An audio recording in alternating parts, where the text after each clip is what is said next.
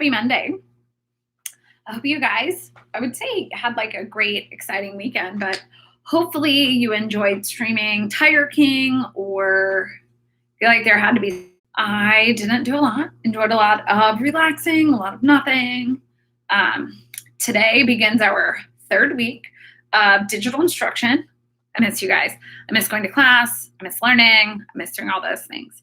So let's see. What other excitement do I have for you? You had an assignment due at 4:30 today. Hopefully you guys all finished before you came to class. If you ever need an extension, just go ahead and send me an email. I will try to be as flexible as I can.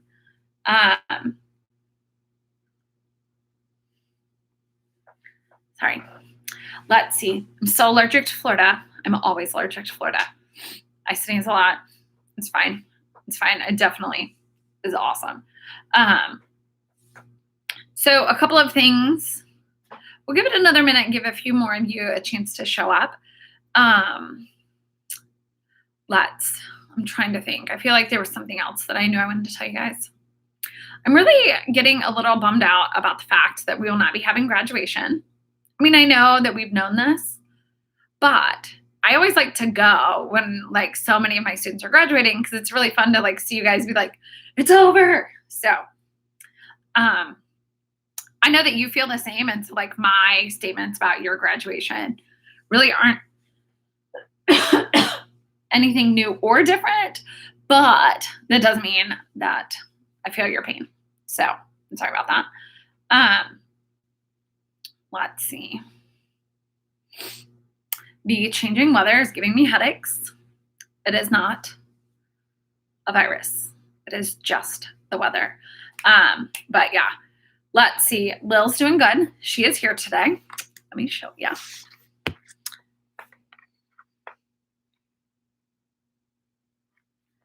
She's tired today. I feel yeah. I want to take a nap too. But alas, we have class today. So, okay. So it's a little after 4:30. There's two things on the announcement slide that went up. We are still in molecular techniques for sure for the rest of this week. And then we'll go from there and see where we go. My guess is it will take us into next week, and then we'll figure it out one day at a time. But that is what we're going to do all this week. So on Wednesday, a homework assignment will open on Canvas. So on Wednesday, I will give you a prelude, because if I don't tell you, you all write in the comments box like, wait, how will we do it? So there is a PDF that will be uploaded. From there, you can download that. If you have a tablet and or a printer, which you're not required to have either of those, you can just write on the PDF. You can also download it onto a laptop if you want to just like use text boxes and write all over that. Any way you'd like is fine. So you can write on the PDF, whether you print it or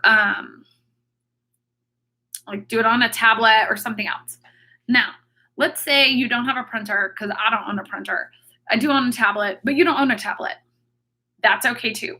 What you will do instead is to, on a piece of paper, lined paper, unlined paper, paper, it could be the back of something else. It doesn't matter what it is.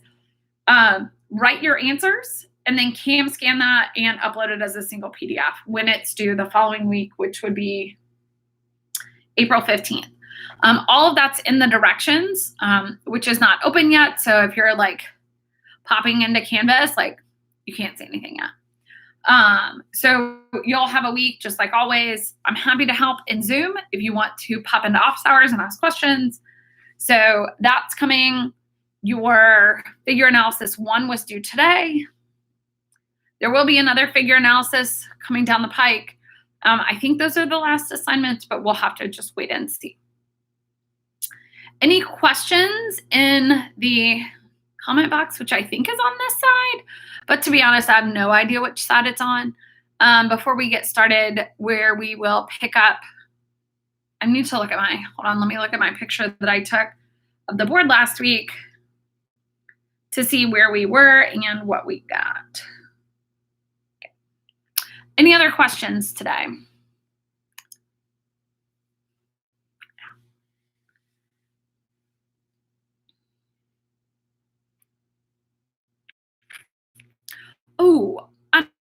what else I was going to tell y'all. So,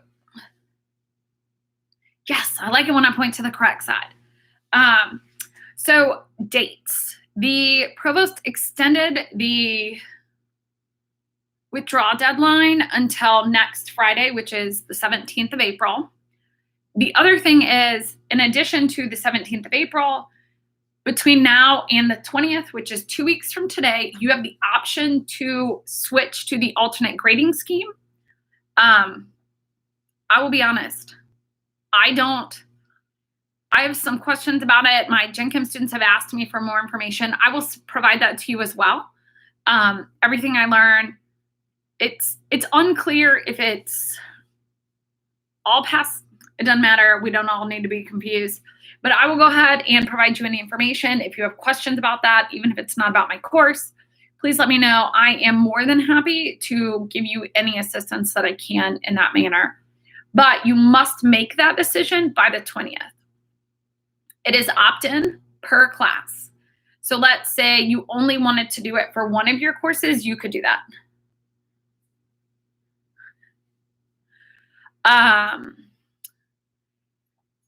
So Johnny says that there are rumors that the grad schools will not accept pass-fail grading system, and he's not sure. I've not heard those rumors exactly in those words. I know there's a lot of questions. I do have some colleagues from other institutions on Twitter who are currently having that discussion. I think one of the things I like to remember is that when institutions that we would call our aspirant institutions make decisions like this, so we all know I love Texas A&M every day, all day. So the thing with it is when A&M, which is a very big school, also goes to this type of system, just because someone today says they won't take a pass-fail doesn't mean that they won't. Doesn't mean that they will either. But across the board, this is not just a one university or a couple of people making decisions. I think it's a question of whether or not you want it to count for or not for your GPA. What the information my Gen Chem students are asking is, if you switch into the system and you get an A, does it not count towards your GPA? That's what I'm going to both email Dr. Nuckley and a few other people to try to get a lot of clarity. I will see if he too has heard those rumors about the pass-fail being not accepted. I do know that my personal Dr. Malcolm belief, which is I am well aware that that doesn't actually mean anything, is that people in the beginning, when it was only a couple of places going digital, there were a handful of like, no, you should still get grades. Everybody's done it this way. I will find out more information. Whatever I find out will be what I can learn, but I will get you guys some information. Anybody else have any other questions, comments, Netflix recommendations? I also have Hulu and Amazon. I'm not saying I'm bored, but I'm not saying I'm not. Just kidding. I have so many things that I need to watch. But I did download Disney Plus, so I've been working my way through those type of things. So, but you guys often have pretty good suggestions. So, y'all, can I tell you, my dog is the absolute cutest. Just the cutest. So, okay. Any other questions? Otherwise, we will pick up with our ligation reactions.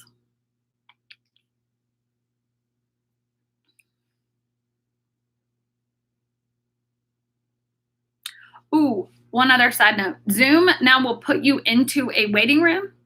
So if you go into the waiting room, the Princess Bride, super clutch, love it.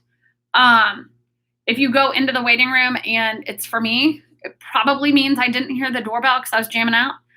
You can send me an email, which I will definitely hear. I will definitely see. And so then I can let you in. But otherwise, Zoom is working just fine. You may have to enter passwords for some of them, which your faculty will include. Mine just puts you in a waiting room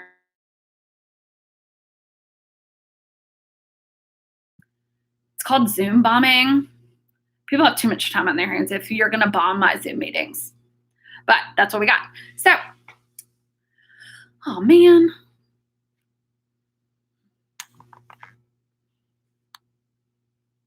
It says my connection is unstable, so hopefully it will be stable again here any second. Perfect. Okay. So I didn't say anything important. If it buffered really bad, it's probably my internet. My internet is tired and sad. So on Wednesday of last week, we were looking at ligation. So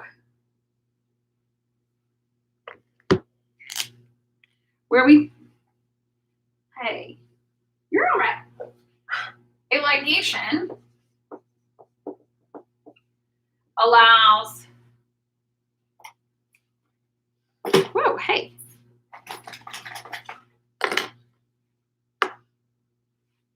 Hold on, let me get all my markers together.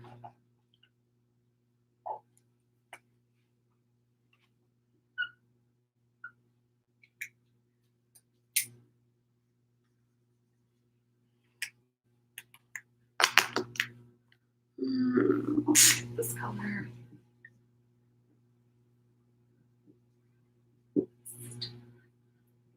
This is antibiotic. So, dude. So if this is our vector, we're going to add it together with our gene, which is green, blue, to create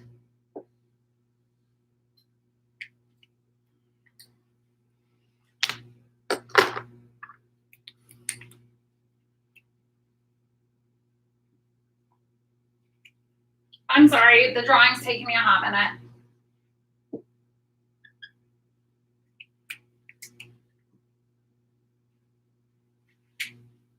Okay. Sorry, Lily said she was done at school today. It's a hard life for her.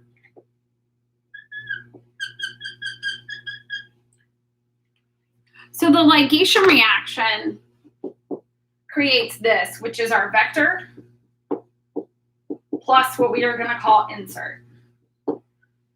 So this gene is something that we're interested in studying or interested in heterologously expressing. And so this vector still has a promoter inside, or at some point, and it has our antibiotic cassette.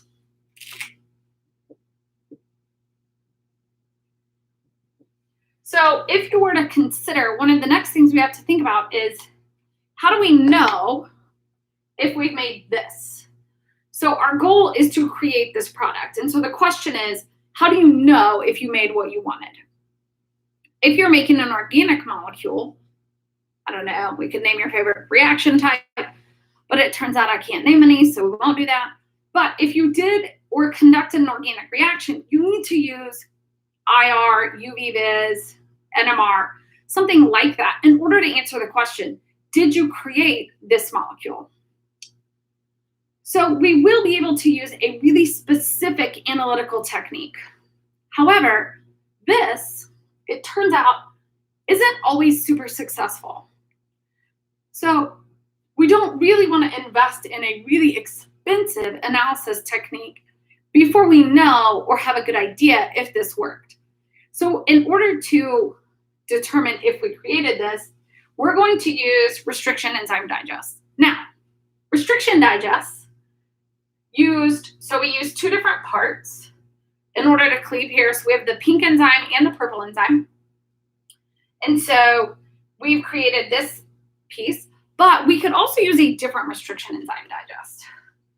So we're going to screen our product with restriction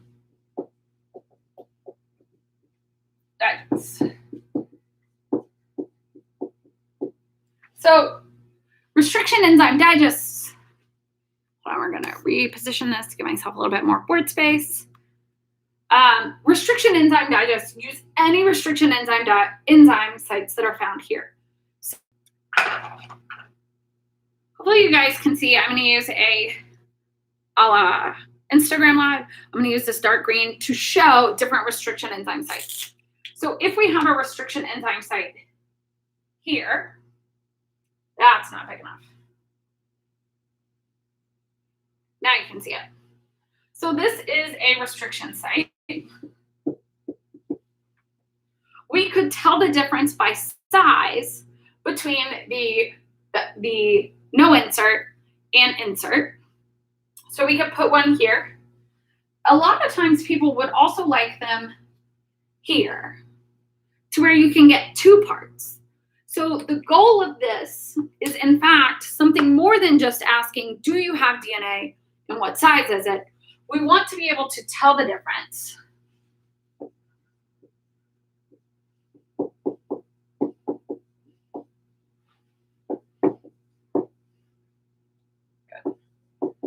Tell the difference between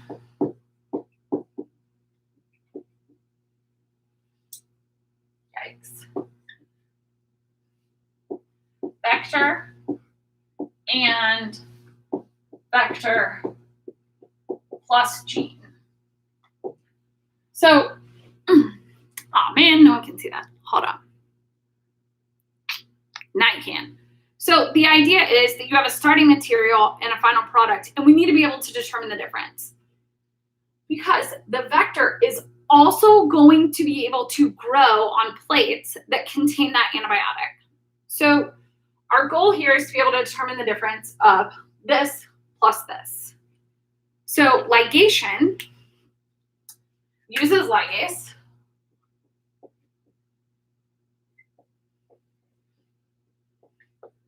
To stitch two DNA fragments together. Now, it's worth noting that when we think about DNA ligase reactions, one of the other things we have to acknowledge is the fact that ligase won't bring the two ends together. They need to have compatible ends, both pink, both purple, because ligase will seal the nicks in the backbone, not necessarily take one piece and the other piece and drag them together in order to create a product. So before I erase all this, because I don't want to say I've learned that lesson, but what questions do we have about ligation before we get into a little bit more detail about restriction digests? For screening purposes.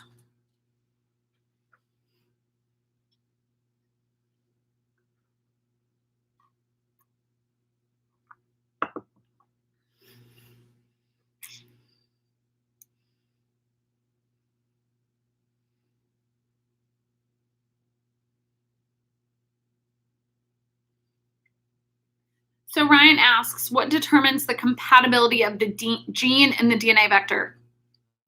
They should have matching restriction enzymes.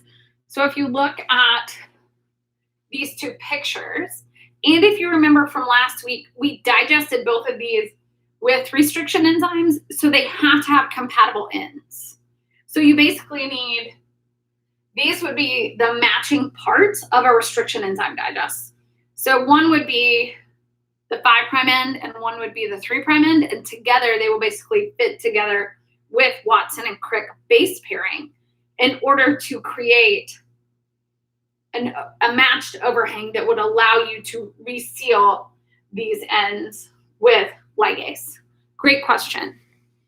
Any other questions today about ligase? We're going to keep going. This is not the end.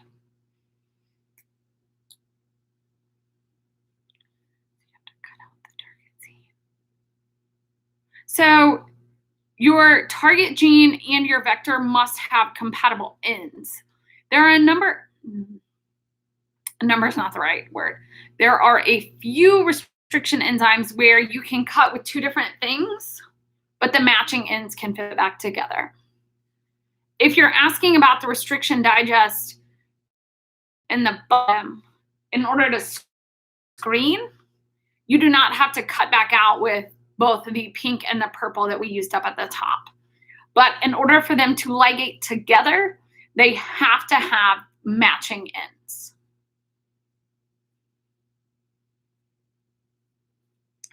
Oh no, Maggie, that's a sad face.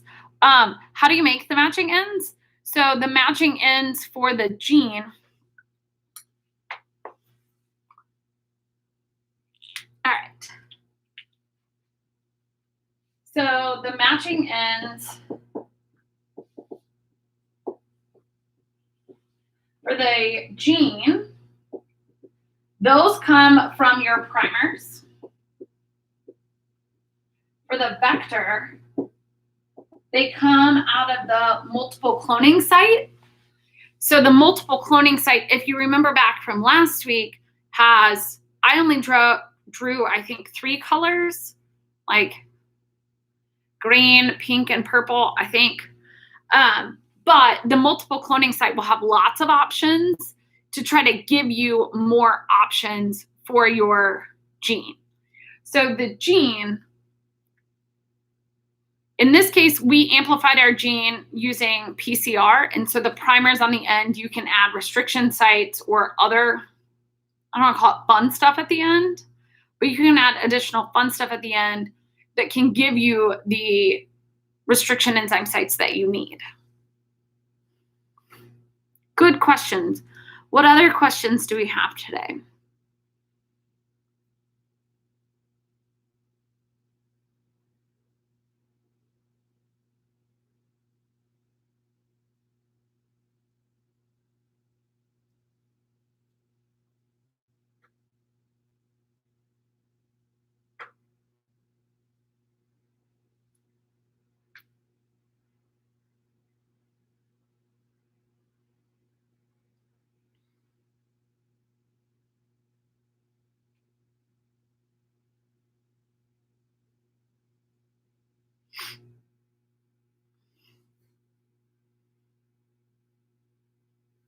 I'm gonna give you guys a few more seconds. I'm sorry to just sit here, but I realized it lags a little bit.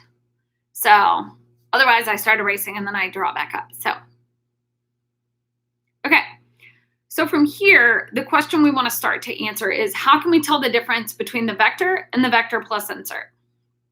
So I'm going to erase parts of what we see up here and then add in some other things.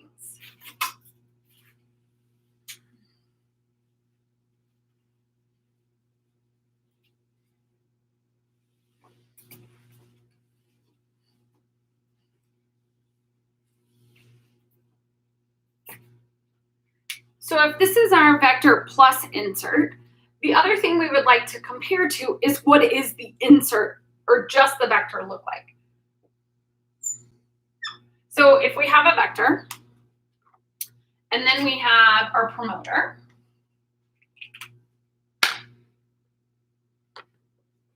we have our antibiotic site, and then hopefully this bright orange shows up right in here. You know, it doesn't look bright orange, but it's ugly and you can kind of tell what it is. So right here we have the MCS, and you can't see that at all. So 1 second, please.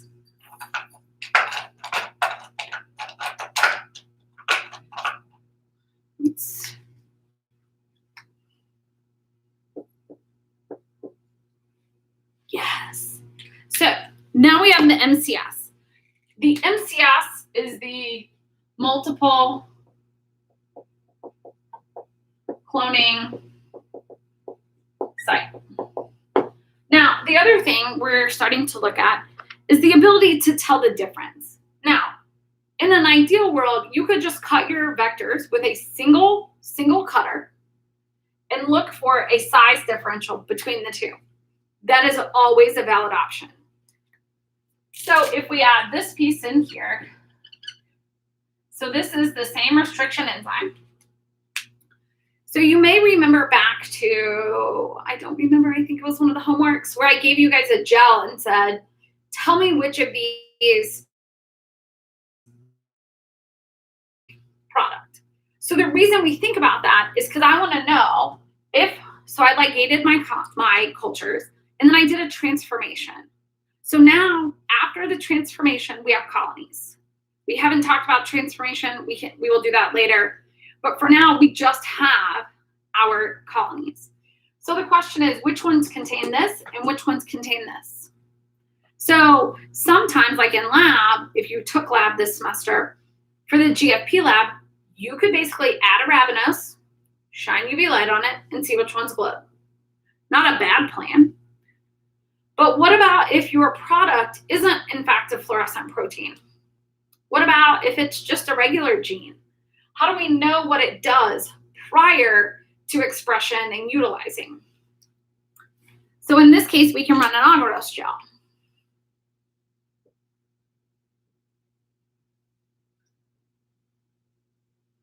So if we look at the vector only, we expect there to only be a single linear piece of DNA.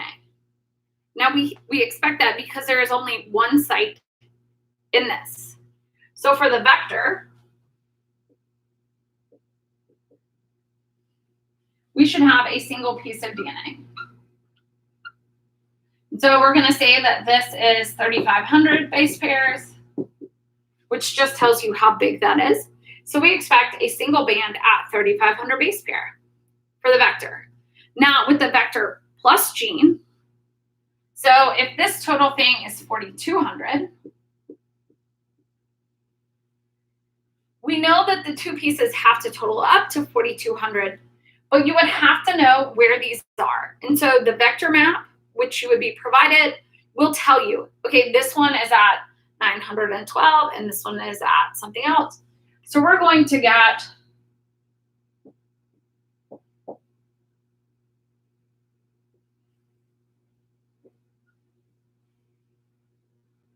two bands later. These correspond to these sizes. So you can screen using your restriction enzyme digest to say, okay, this colony has the vector or it has the insert that we want. In this case, the restriction enzymes, there are a lot of different philosophies. I have friends who basically just cut this piece back out, kind of see if it shows up. That works. I have friends who will only use cutters that are present in the gene. That works too. There are hundreds of different options for what you can do in order to get this information. But the point of the restriction enzyme digest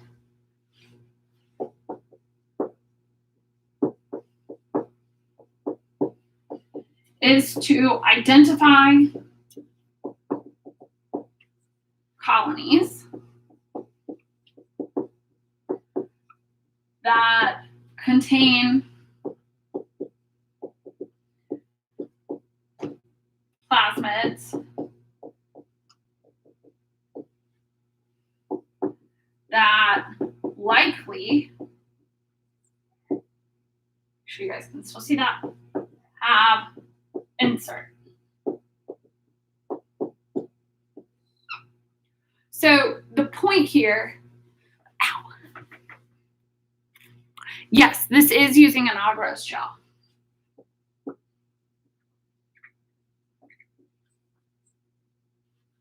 So it's an agarose gel. You would, if you were analyzing this, need a ladder, some way to demarcate how big your different DNA pieces are. But the point of this is to predict what might have insert. So before we continue, what questions do you guys have? Or what other questions do we have?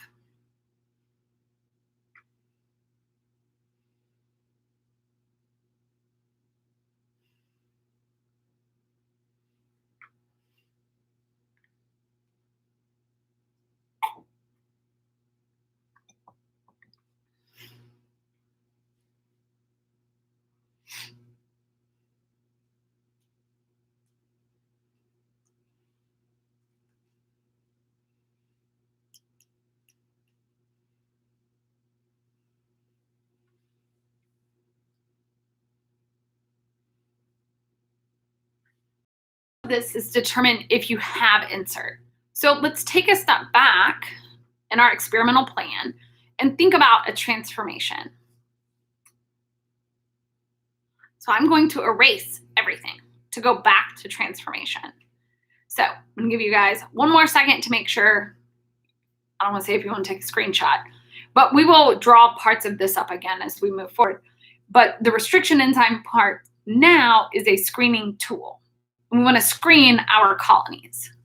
So while we think about that, let's go ahead and think about transformations.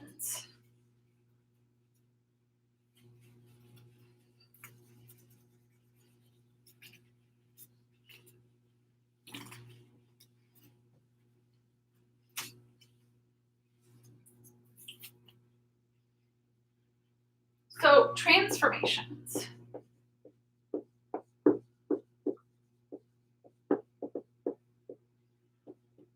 If you want to think about like an overarching statement about what a transformation is, it is a method to force DNA inside a cell. So we created in a test tube or like a tiny up tube a ligation reaction. So now we have circular DNA, but that circular DNA needs to go inside a host cell. So if you remember last time we talked about E. coli or other methods, so different cell types require slightly different transformations. So I will talk about electroporation and heat shock. There are other methods. There are some new methods where you can use like high velocity and basically just shoot the DNA into the cell. So first we're going to talk about electrocompetent, or we'll call it electroshock. The contemporary term, or what we call it in my lab, is called electroporation.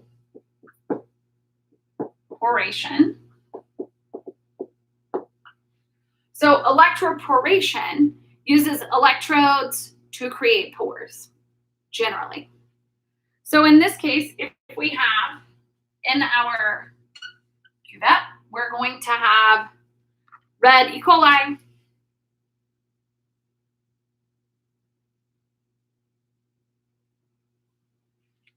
and in this case, we're going to have blue DNA circles.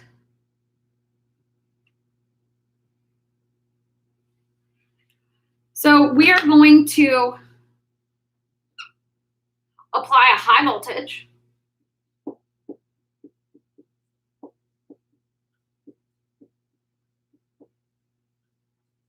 So when we apply a high voltage, it turns out that the charged lipid membranes basically freak out and create tiny little holes. So if we look at a zoom in of our E. coli cell, during the shock, what we start to see happen are these little holes. Now, typically, those are not viewable.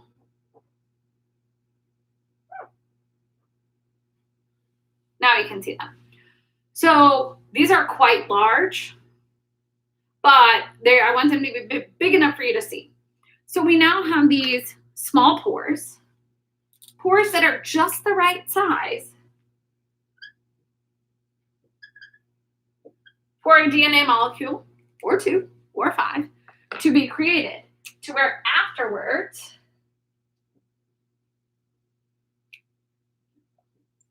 we now have a whole cell with DNA plasmids inside. So you might imagine that there's a chance that at the end you also have cells that do not have plasmid. So when you do a transformation, sometimes the results are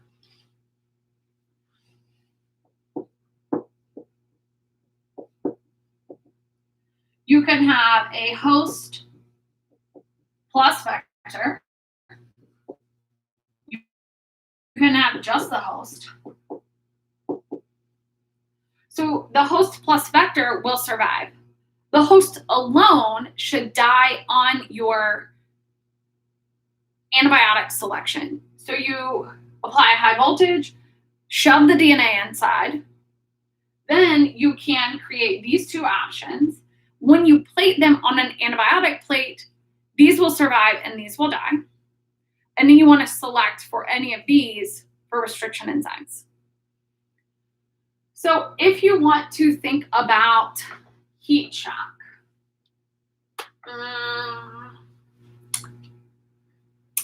before we do that, I'll ask for questions because I'm basically going to just edit this drawing to create heat shock.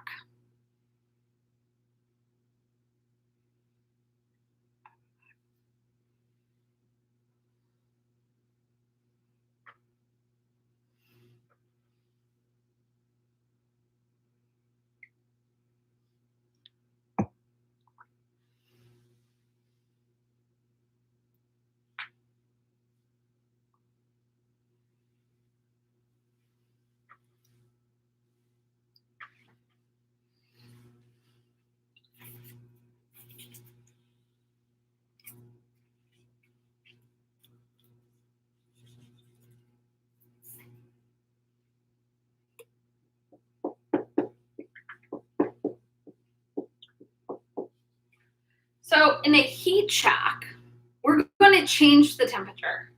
So it turns out that when you change the temperature, you can again create pores. When you create pores, we can again, the DNA will be drawn on the inside and you will get the same results.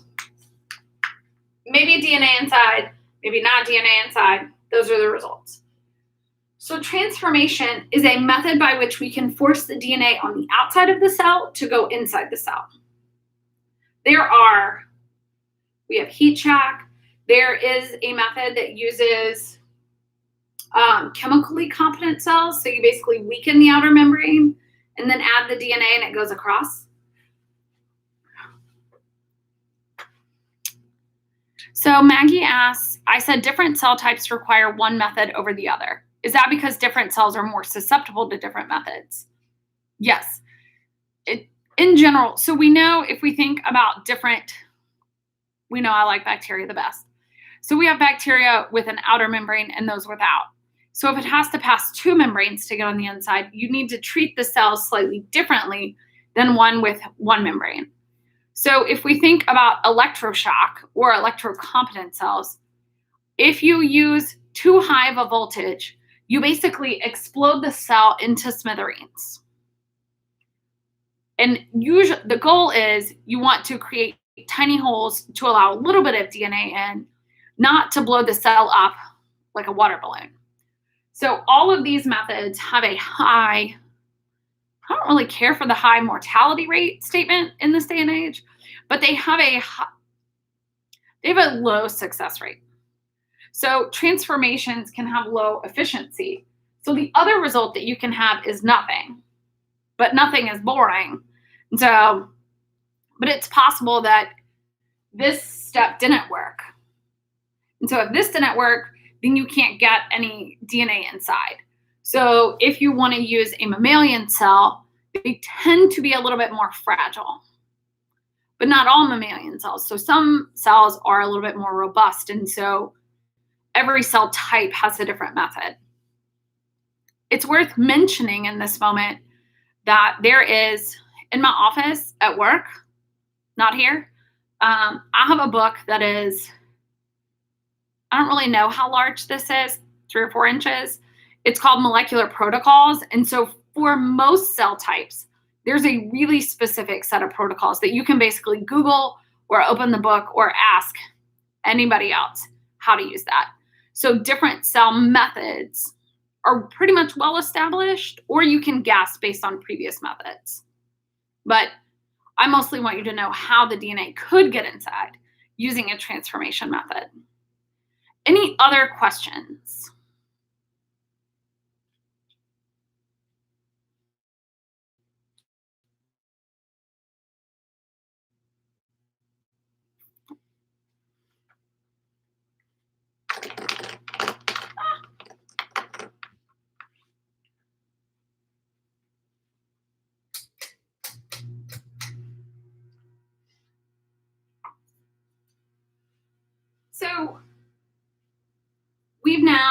gotten DNA inside the cell.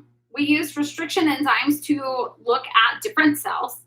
So now we want to use a high, I don't want to call it high impact, but we also want to be able to know for a fact.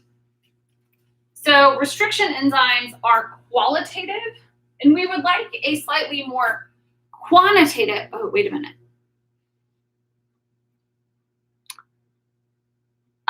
So Ryan asks, the most of you didn't have DNA is due to an unsuccessful transformation.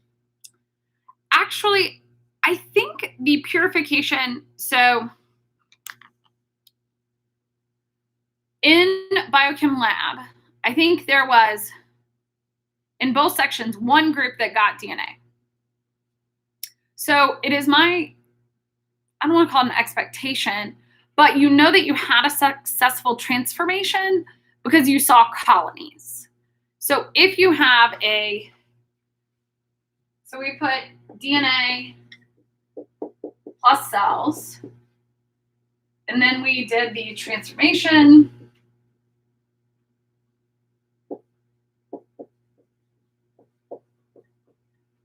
Then we're going to call this the transformation mixture, and we plated that on 3 different things. So if these are our plates, we have LB plus amp, and LB plus amp plus arabinose. So if you had an unsuccessful transformation, so if you had a bad transformation, you would have colonies here and nothing here. So the reason you wouldn't have any colonies here is because what your cells do not contain anything that will allow them to live on ampicillin. So if you have vector,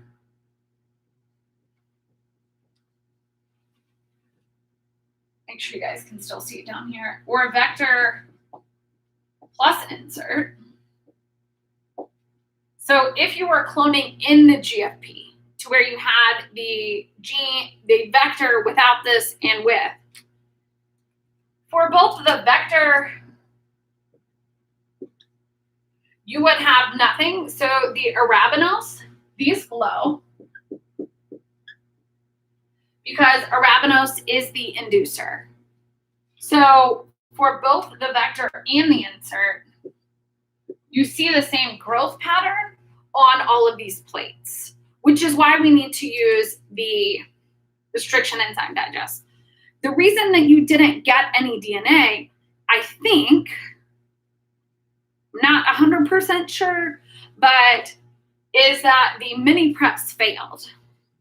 So it is my understanding that there was DNA in there because we saw colonies on this plate. If you'd seen no colonies here, the transformation would not have worked. But the transformation worked. So my guess is something went wrong. Now, Dr. Malcolm's truth time.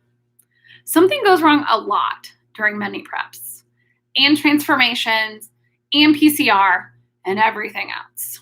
Biochemistry, because it involves things that are slightly alive, like enzymes or cells, sometimes they just have bad days. Like, just no, they don't want to participate. They don't like anything. So in that case, you can get false positives and false negatives. That's a good question. Any other questions?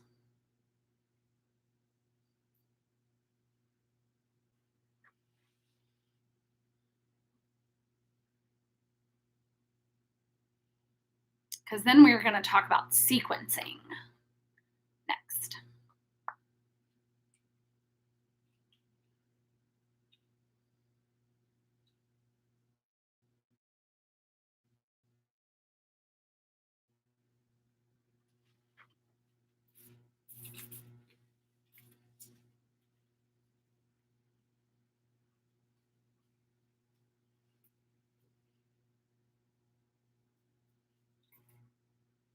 So sequencing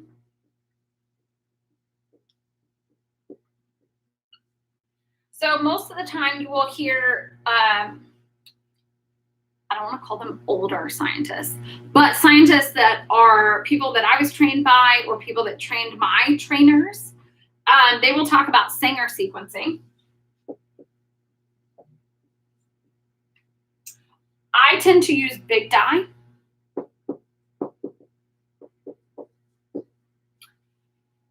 Sanger is radioactive. Big dye is going to use fluorescent tags. The video that I posted by Thermo Fisher, I think, I'll double check on that, is a big dye example. It is the leading way that people do it. No one really does radioactive sequencing anymore that I'm aware of. So sequencing is a quantitative method to determine the DNA sequence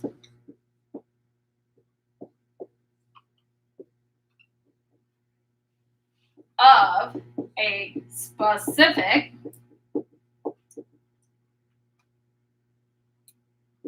DNA region. So sequencing is how we're going to be able to determine what is the exact sequence of the DNA piece that we have. So sequencing, when I was in college and in grad school, it was like $9 a piece. And so this was really expensive. Today, I think my group pays somewhere in the order of $4, which is great. So it's half as expensive. But if you want to look at, if you have 100 colonies, it's really expensive to sequence all of them. So I want to know, which is why we use restriction digest, to give me a best guess of what we're going to look at. So sequencing sounds really easy. Just read off the bases. A, T, G, C, C, C, T, T, T, etc. But we have to have a way to detect what we read. So one of the things that's, one, I'm going to have to write and erase a couple of times to get through this. But there are a couple of things that are worth thinking about. So if this is our DNA sequence, we would like to be able to read what's in here. And so we're going to use different terminating dyes or terminating DNA bases in order to do this. So we're going to start with one primer.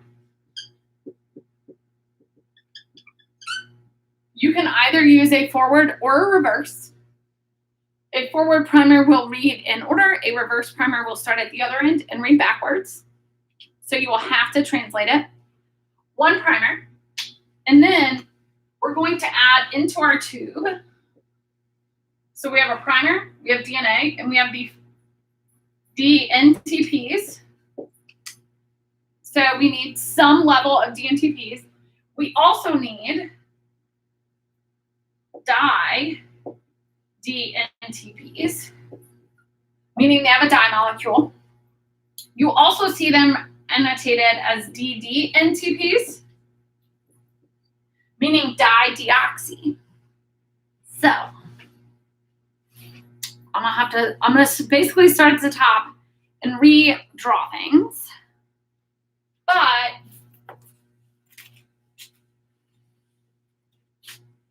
the way these work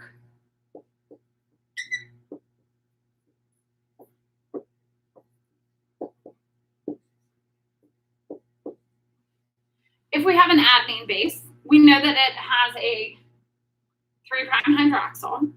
For a dye base, so this is a DNTP, a DNTP,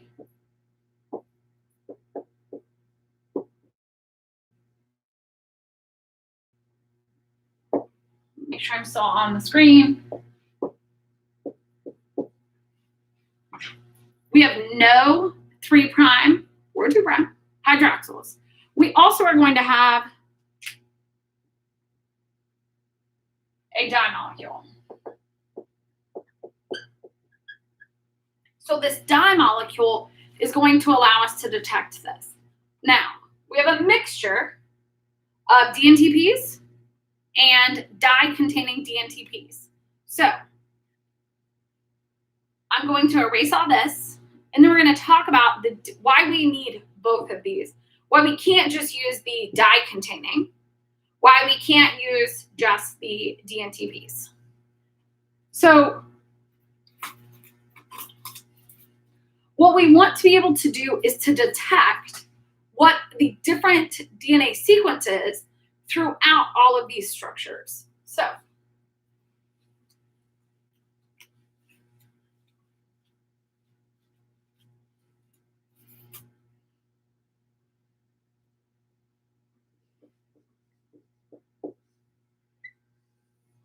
we have a segment of DNA.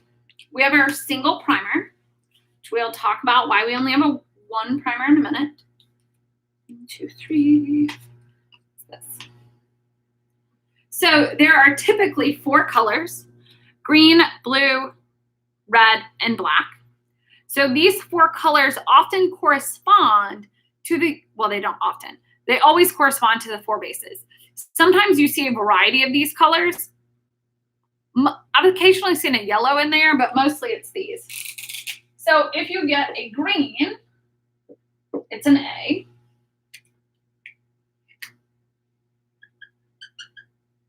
T.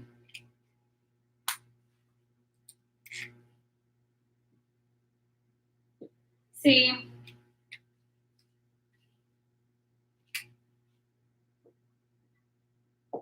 G.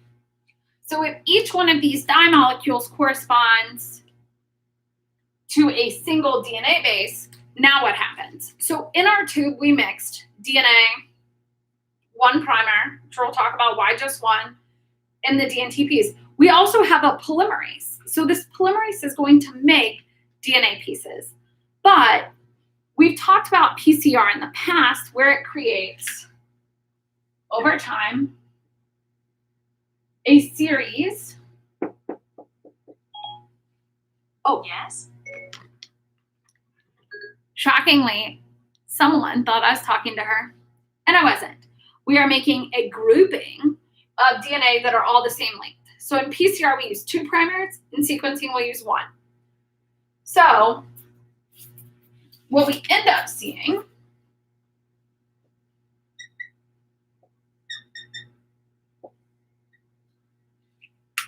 if we were to have lots of these,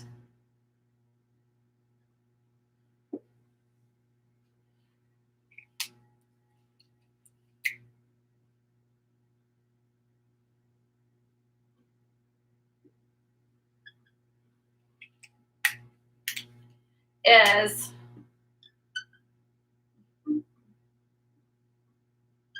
oops, we already have one right there.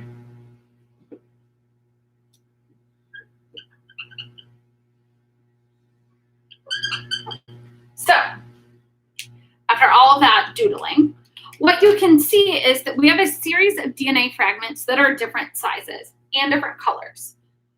So the reason we have a mix of both DNTPs and ddNTPs is so that occasionally, approximately 1% of the time, we want these to terminate. When you add a dye-containing molecule, you cannot continue to add bases because they're missing the 2' hydroxyl. So once you have all of these pieces, now you can read, which I'm going to write in black because it'll make my life easier, as you go across. So in the video, it talks about capillary electrophoresis. Capillary electrophoresis basically just sorts by size. It basically comes in, sorts smallest to largest, and reads what color these are. If I had the ability to shake this and Mary Poppins it and make it turn into a pretty ladder, I totally would. I'm actually not that good at life, so I'm just going to read. But what we do is we basically go, okay, the first thing that we see is a red, so we know that that's a C. Next, we come to a green A. Then we come to a T, G, Well, now we've got to keep going. There would have likely, based on size, been something there, but we don't have it. And then we have an A, C, G, C, T, T, G, A. So as these sort, we basically get a single fluorophore for each base. So in the Sanger method, their data looked something like this.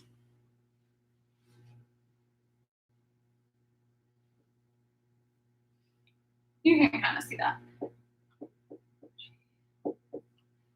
So instead of basically having the opportunity to look at one base at a time, you would have to run 4 separate reactions, where in each one, in the A, you would mix in some radio-labeled adenosine that is also dideoxy. So it also doesn't have the 3' hydroxyl, but you would get something that looks like this.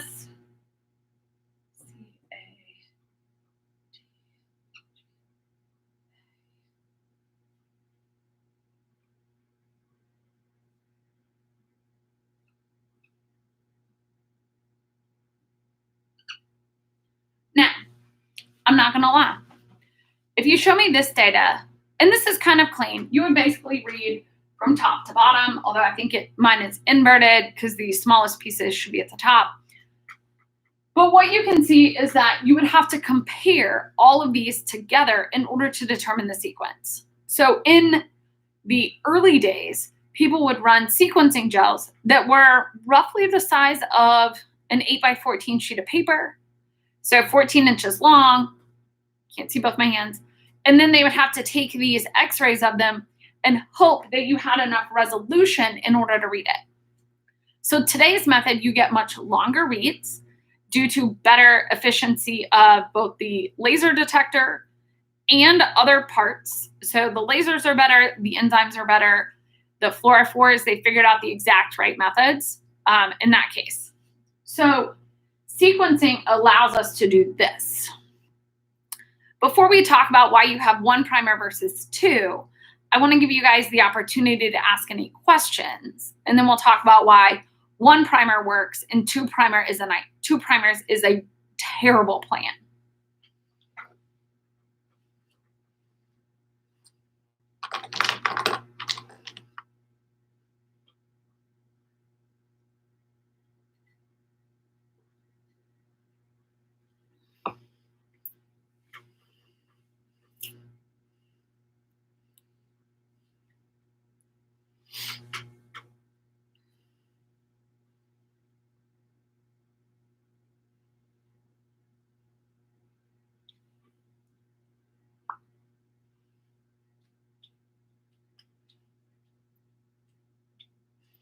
That is correct. So Ryan asked, the shortest DNA fragment corresponds to the first base in the sequence and so on. Yes. So if we were to have a DNA sequence, roughly 1% of the time or 0.01% of the time, the DNA polymerase would encode an adenine that doesn't have a 3' hydroxyl. Without the 3' hydroxyl, the DNA polymerase can't keep going. So it basically terminates and starts over. So what you'll see is it basically is a random selection of at what point we see these terminate. But it should terminate at every base somewhat randomly. Likely you will get more. There's some stoichiometric math that tells you the likelihood of what bases you'll get. So you could, in theory, get an infinitely long DNA read, but it doesn't actually tell you anything because it has to have a fluorophore, and the fluorophore is only on the last base. So this first one up here, this tiny red one, basically just added a very short, the primer, and then it terminated with a C. Then, but if you add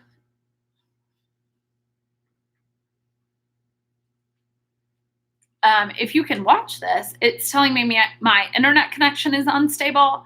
So I'm trying to wait to finish answering that question. So My internet just cut out. It told me that it did. So if you watched me make faces, sorry. But what you would like is a plan for every single base to at one point or another have a stopping point.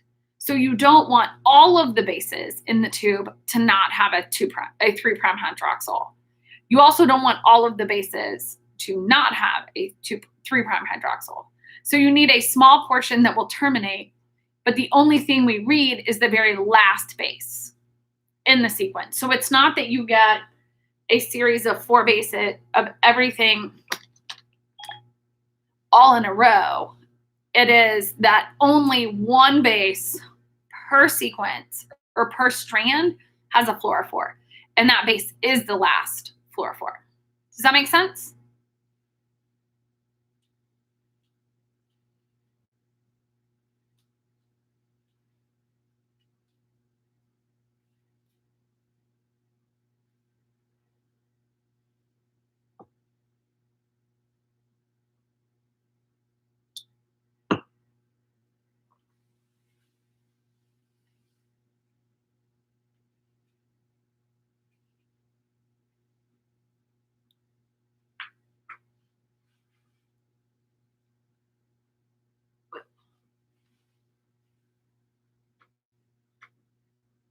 So Ryan asks, what are the chances the polymerase doesn't terminate the sequence at one particular nucleotide in the DNA sequence and the fragment for that nucleotide doesn't show up in the electrophoresis? So within what we're going to call the quality window, I would say that the chances of it not terminating are really low, probably sub 0.0001%. So the quality window is roughly 15 to 20 bases after your primer. So you have the primer, a little bit of a weird region, and then somewhere on the order of 4 to 1,000 bases. At the end, when you start to, it's much more rare, so you can see skipping. But by and large, at this point, the technology is, for me, it would be concerning if I saw it. I would definitely run the reaction again and ask if you knew. So I think Ryan's asking if you knew that there was supposed to be an A right here. If you knew that you thought there should be an A, you can go looking for that. So yes, virtually every base should show up in the quality window. And the quality window is not super small, it's relatively large. A lot of times people will do, depending on the size of your gene, more than one sequence reaction in order to get all of the gene or the parts that you care about. Good question. Any other questions before we talk about why it's 1' versus 2 primers?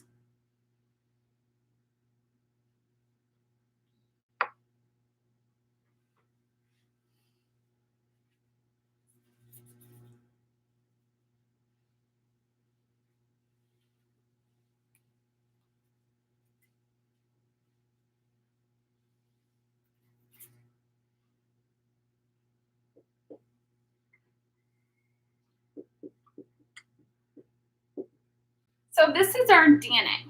You can't see that, so let me draw that bigger to where you can.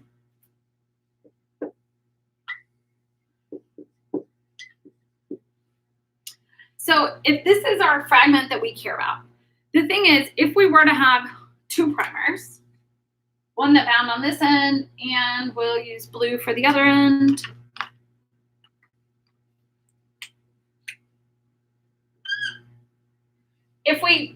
When we conduct PCR, we use 2 primers. 2 primers allow us to create basically bookends to allow us to amplify both sides.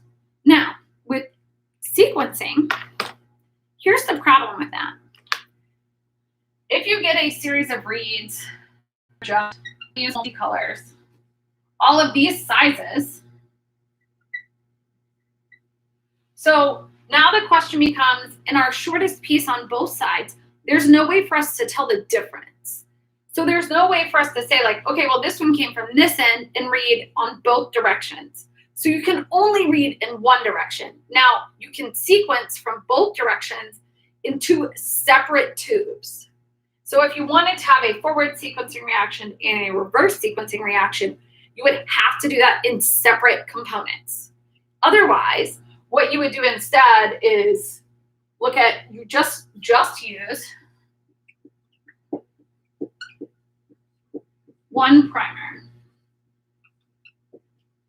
so that you can read in one direction. So you can either read in the forward direction or in the reverse direction, but the singular primer determines that way. So in this case, if we use the forward primer, these bases in this order would tell us, okay, we see these size pieces. If you mix both sets of these together, it'll be impossible for you to tell the difference. And you'll see for every base, there are two, both an A and a G at the same time. So if you look in the molecular cloning handout that I gave you, there is a sequencing read. So what we see in that case, something that looks like this.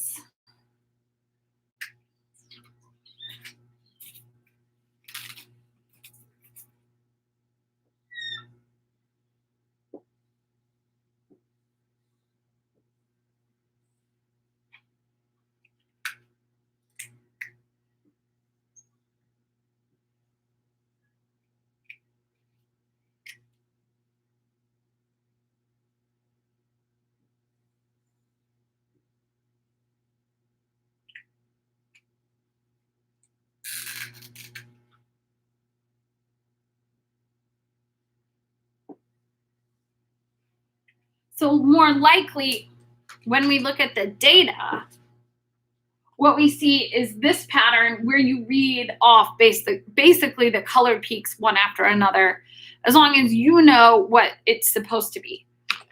So what I was saying, if you use both of them, and I'm going to use pink to give us a different color, is that we would start to see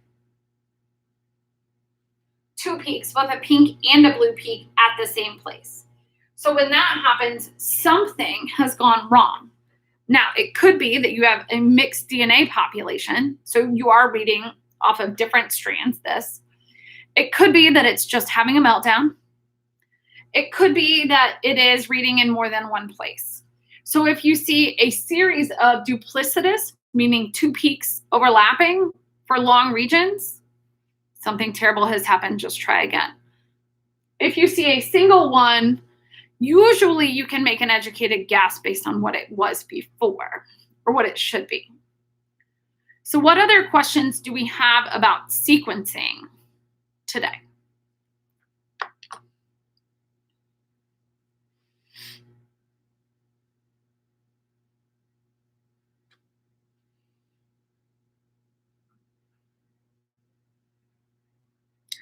So because it is 5:40, and I think watching YouTube live lectures has to be, oh no, I'm more than happy to answer. So overlapping peaks like this tells you that you could either have two of the same base, no, two different bases at the same read. It could be that it had a meltdown. It could be that you have mixed populations where if you are trying to make a single DNA change, maybe you had a blue peak and a pink peak, although pink in this case would just be something else. So if you have all duplicitous peaks, so basically just like a hot mess express, the hot mess express tells you that you need to redo the sequencing reaction and see if it works, or it tells you that your DNA product is unclean. It's not a nice way of saying that. It means that your DNA product is dirty in such a way that the primer binds in multiple places. On Wednesday, we're going to start with Rt-Pcr. Joe videos about that. I would suggest that you do that. Rt-Pcr is one of the methods. Sorry, we're buffering again here.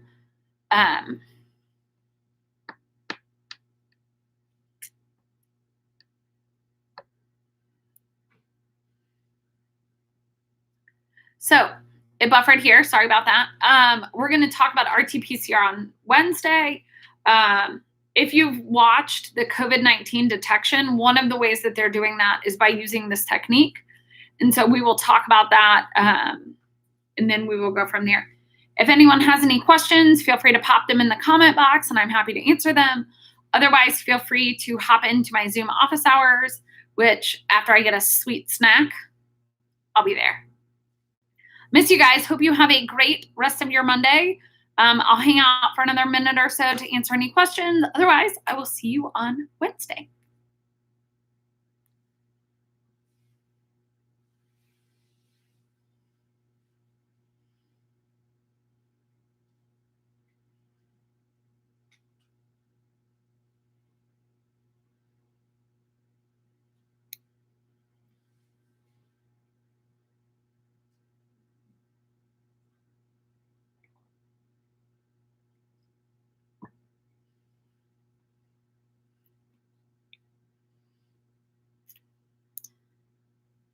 All right, it's not looking like there are any questions. I miss you guys. I will see you next week. Oh, no, just kidding. I will see you on Wednesday.